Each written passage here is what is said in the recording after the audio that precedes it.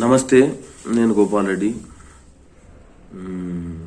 ఇప్పుడు అందరిలో ఒక హాట్ టాపిక్ ఏంటంటే ఒక దాడి జరుగుతుంది. ఎవరి మీద అంటే రెడ్డిల మీద దాడి జరుగుతుంది.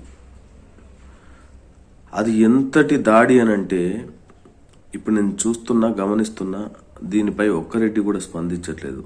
అంటే జనరల్గా రెడ్డి అనేటోడు స్పందించడు. ఎందుకంటే పల్లెటూర్లలో చిన్న బడుగు బలహీన పేద మధ్యతరగతి అన్ని కులాలతోటి తమ కులంగా కలుపుగోలుగా ఉండే పెద్దకాపు ఈ రెడ్డి.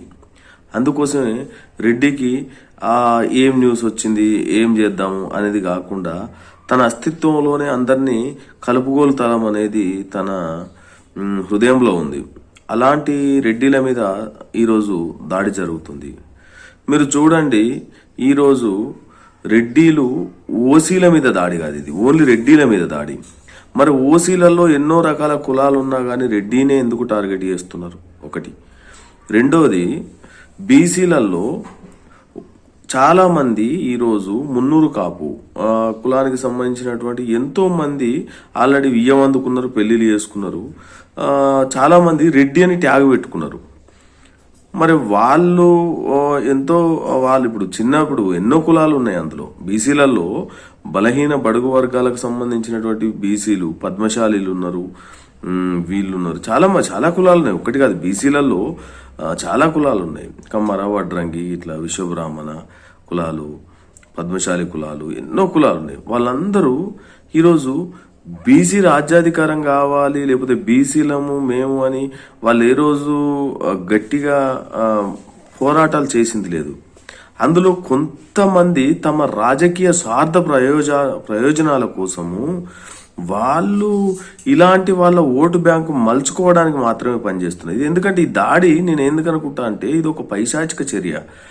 ఈరోజు సమాజం అంతా కలుపుగోలుగా ఉంది. తెలంగాణలో కాపు కులాలు, రెడ్డి పెద్ద కాపు అవుతాడు, ఎంతో మంది అన్ని రకాల కాపులు ఉన్నాయి. అందులో మున్నూరు కాపు కూడా ఒక పెద్ద కులంగానే ఉన్నది. కానీ వాళ్ళు ఒక బీసీ కులంగా మార్చుకొని, లేకపోతే బీసీలలో మేమే ఉన్నాం అని చెప్పేసి చిన్న బడుగు బలహీన వర్గాలను ఒకవైపు వాళ్ళు ఓటు బ్యాంకు మార్చుకునే ప్రయత్నం చేస్తున్నారు తప్ప దీనివల్ల పెద్దగా ఉపయోగపడ్డది ఏమి లేదని నా యొక్క భావన.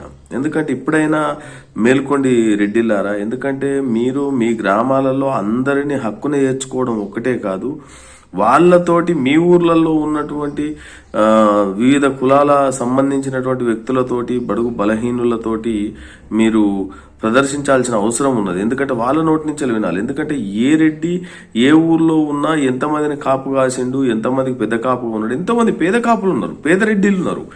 వాళ్ళు ఏ రోజు కూడా పేదరెడ్డిలు చాలా మంది అసలు రాజకీయం అంటే తెలియదు, వాళ్ళకు బతుకు తెరువు అంటే తెలియదు. వాళ్ళు పొద్దున్న లేచిర్రా, వ్యవసాయం చేసుకున్నారా, ఇంటికి వచ్చిరా, ఇంతే తప్ప ఏదో అలాంటి 80 కాదు 90% ఉన్నారు పేదరెడ్డిలు. అలాంటి వాళ్ళందరికీ ఇలా ఇది ఏంటంటే ఆ ఊర్లో ఆ సమాజంలో ఎంతవరకు పనిచేసుకోవాలో అంతవరకు పనిచేసుకునే వాళ్ళు తప్ప వాళ్ళకు రాజకీయ ప్రయోజనాలతో వాళ్ళకి సంబంధం లేదు. ఎప్పుడైనా ఒక నాయకుడిని ఎన్నుకోవాలంటే ఒక మంచి నాయకుడా, ఒక గొప్ప నాయకుడా, ఆ రాజకీయ పరిణతి ఎంత ఉంది, రాజకీయంగా అతని వల్ల ఈ సమాజానికి ఎంత మేలవుతుంది అని చూసుకోవాలి తప్ప ఇది రెడ్డి, ఇది కమ్మ, ఇది వేలుమ, ఇది ఈ కులం ఆ కులం అని చెప్పేసి కులాల కుంపటి.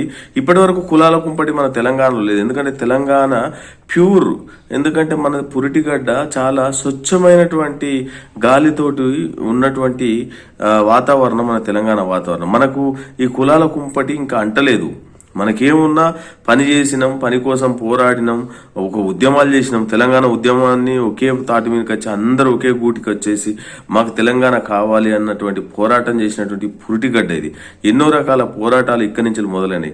అలాంటి పోరాట స్ఫూర్తితోటి మనం మసులుకొని అందులో నిజాయితీగా నిబద్ధతతో ఉన్నటువంటి నాయకుడు ఎవరు, ఆ సమాజంలో ఎవరిని మనం గుర్తించి ఎవరిని మంచి నాయకుడిని ఎన్నుకోవాలనే ప్రజలకి ఇలా ప్రజాస్వామ్యం ఉంది. ఇది రిజర్వేషన్ అనే వ్యవస్థలలో ఒక మంచి నాయకుడిని ఎన్నుకున్నప్పుడు 100% ఆ నాయకుడు ఈ సమాజానికి ఉపయోగపడతాడు. మళ్ళీ ఒక్క నుంచి ఆ నాయకుడు కంటిన్యూ ఉంటున్నాడు. ఎప్పుడైతే నాయకుడిగా ఒక అవకాశం ప్రజలు ఇచ్చారో ఆ ప్రజలు ఇచ్చినప్పుడు ఆ పనిలో ఉన్న నిబద్ధతతోటి ఈ ప్రజలందరికీ ఏ విధంగా సహాయం చేయాలి, ఏ విధంగా ఈ ప్రజలందరినీ నేను గొప్ప చేయాలి, ఆ ఫలాలు అందించాలి, ప్రభుత్వాన్ని ప్రజలకు ఒక వారధిగా నిల్చుండి అందరితోటి బాగా మమేకమై కలిసిపోవాలి తప్ప నీకు అధికారం వచ్చేంత వరకు మీలో పోరాటం కనిపిస్తుంది. అధికారం వచ్చేంత వరకు ఆ పోరాటంతో పాటుగా ఉద్యమం కనిపిస్తుంది. ఎప్పుడైతే అధికారం రాగానే కొమ్ములు వచ్చేస్తున్నాయి. ఎందుకు? ఈ ప్రజలే కదా ఒక పేద గుండె కొట్టుకుంటే మీకు గద్దెక్కిర్రు. అలాంటి గద్దెను ఎక్కిన తర్వాత గద్దిస్తున్నారు. ఇది చాలా మంచి పరిణామం కాదు, శుభ పరిణామం కాదు. ఎందుకంటే రాజకీయాలలో అందరికీ ఏంటంటే ఎప్పుడు కానీ రెచ్చగొట్టే ధోరణిలు అనేది ఇంకా మానుకోవాలి. ఎందుకంటే ఎన్నాళ్ళని రెచ్చగొడుతూ ప్రజలను మభ్యపెడుతూ బతుకుతారు. ప్రజలలో ఒక చైతన్యం వచ్చేంత వరకే మీ యొక్క అది ఉంటుంది. ఎంత పెద్ద మహామహులే ఈరోజు ఎందుకు పనికి రాకుండా కాలగర్భంలో కలిసిపోయారు. నువ్వు ఎన్ని రోజులు ఒక మనిషి పుట్టినప్పుడు నీకు ఒక పేరు పెట్టిరు, ఆ పేరు కోసం నువ్వు పని చేయి, ఆ మంచి చేసిపో. నువ్వు ఎప్పటికి ఉండేటోడు కాదు, ఎవరు ఉండేటోళ్ళు కాదు.